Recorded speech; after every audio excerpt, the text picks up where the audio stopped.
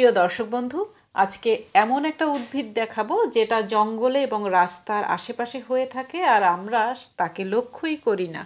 আসলে এই গাছটি ভীষণ উপকারী একটি গাছ, সেটি হচ্ছে বাংলায় যাকে বলে দুধিয়া গাছ। এই দুধিয়া গাছের আরও বাংলা নাম আছে, সেটা হচ্ছে অ্যাজমা গাছ বা অ্যাস্থমা, হিন্দিতে অ্যাস্থমা গাছও বলে। এই উদ্ভিদের নানা রকম গুণের কথা শোনার আগে একটু চোখে দেখে নিন যে গাছটা আপনারা দেখেছেন কিনা। অবশ্যই দেখেছেন, দেখুন তো। এই যে এগুলো তো দেখে থাকেন তাই না?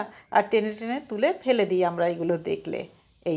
এই হচ্ছে দুধিয়া গাছ, আবার অনেকে দুধেল গাছও বলে। এই উদ্ভিদের বৈজ্ঞানিক নাম হচ্ছে ইউফোরবিয়া হিট্টা, বা উচ্চারণ করা যায় এইভাবে যে ইউফোরবিয়া হিটা। আর এর বৃহৎ পরিবার হচ্ছে ইউফোরবিয়াসি। আর অঞ্চল বিশেষে এই উদ্ভিদকে আরও বিভিন্ন নামে ডাকা হয়, সেগুলো আরও মিষ্টি শুনতে, যেমন হাঁপানির আগাছা বা pill bearing spurge, common spurge, snake weed এবং অস্ট্রেলিয়ান হাঁপানির ওষুধও বলে।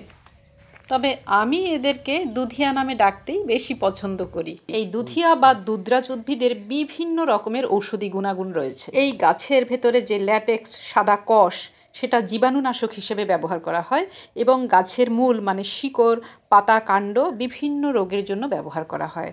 এরপরে আমরা জানবো কোন রোগের জন্য কোন অংশ খেতে হয় এবং কিভাবে খেতে হয়, সেই নিয়মবিধিও জেনে নেব।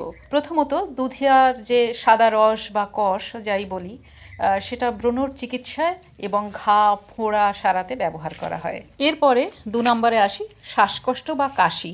এটি শ্বাসকষ্ট, কাশি, হাঁপানি এবং ব্রঙ্কাইটিসের মতো শ্বাসযন্ত্রের নানা রোগের জন্য ভীষণ উপকারী। 3 নম্বরে ধরুন পেটের সমস্যার জন্য, পেটের ব্যথা, ডায়রিয়া, আমাশয় এবং যে কৃমি হয়, কৃমির উপদ্রব কমাতেও কিন্তু দুধিয়ার রস ব্যবহার করা হয়।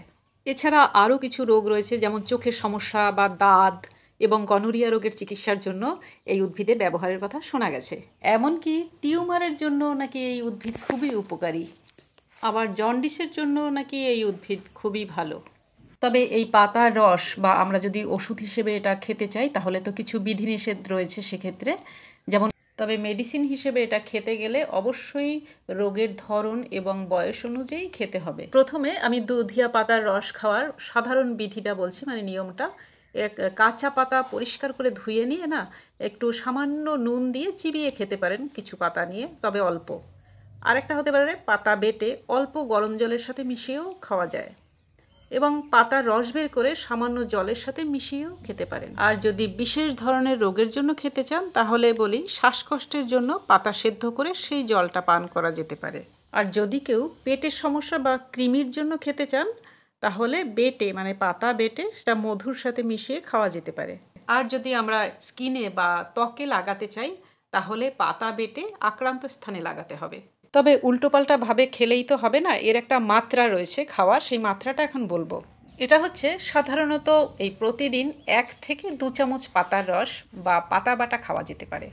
তবে রোগের তীব্রতা এবং বয়সের উপর নির্ভর করে মাত্রার তারতম্য হতেই পারে। এবার একটা গুরুত্বপূর্ণ কথা বলবো, এই পাতা খেতে গেলে কিন্তু একটু সতর্ক হতে হবে। গর্ভাবস্থায় বা যেসব মায়েরা বাচ্চাকে বুকের দুধ খাওয়ান, সেই সব মায়েরা কিন্তু ভুল করেও এই পাতা খেতে যাবেন না। আর অতিরিক্ত পাতা খেয়ে ফেললে কিন্তু শরীরের উল্টো ক্ষতি হতে পারে। আর কোনো বিশেষ রোগের জন্য যদি এই পাতা সেবন করতে চান তাহলে অবশ্যই একজন সুচিকিৎসকের পরামর্শ গ্রহণ করবেন। একেবারে বিশেষভাবে মনে রাখতে হবে একটা কথা, যে এই দুধিয়া পাতা এবং দুধরাজ পাতা একটা ভেষজ ঔষধ, তাই এর ব্যবহার অবশ্যই অভিজ্ঞ ব্যক্তির পরামর্শ অনুযায়ী করবেন। আমার কথাই কিন্তু শেষ কথা নয়। আর দর্শক বন্ধুদের কাছে অনুরোধ, তারা যদি এই উদ্ভিদের অন্য কোনো নাম জেনে থাকেন তাহলে আমাকে অবশ্যই কমেন্ট করে জানাবেন। আর এও জানাবেন যে আপনারা এরপরে কোন উদ্ভিদ সম্পর্কে জানতে চান। ভিডিওটি যদি ভালো লাগে লাইক করবেন কিন্তু অবশ্যই। আর আপনারা সবাই খুব ভালো থাকুন, আবার দেখা হবে।